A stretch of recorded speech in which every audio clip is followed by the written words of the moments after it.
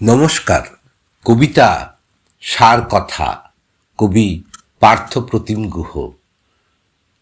সেদিন আমার ছোট্ট মেয়ে প্রশ্ন ছড়ে আমার দিকে, আচ্ছা বাবা বলো দেখি, আমরা যে রোজ ডাল ভাত খাই, খাওয়ার শেষে চাটনি চাখি, এসব খাদ্য কে দেয় যোগান?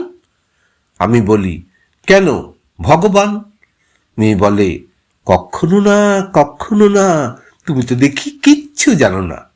চাষি ভাইরা যোগান খাবার, দিদিমণি বলেছেন সেবার ক্লাসের মাঝে, এই কথাটি আমার মনে কেবল বাজে। খানিক বাদে আবার বলে, আচ্ছা বাবা বলো দেখি চেষ্টা করে, এই যে মাছ আনছো তুমি বাজার করে, এসব মাছের কে দেয় যোগান?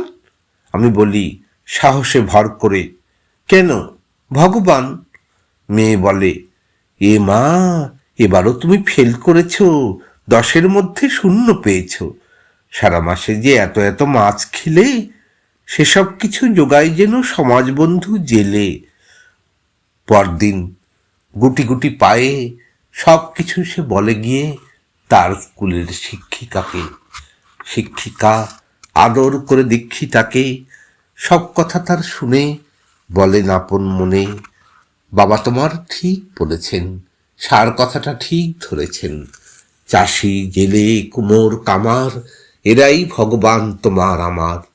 এই কথাটি রেখো মনে, মনের গভীর সঙ্গোপনে। নমস্কার।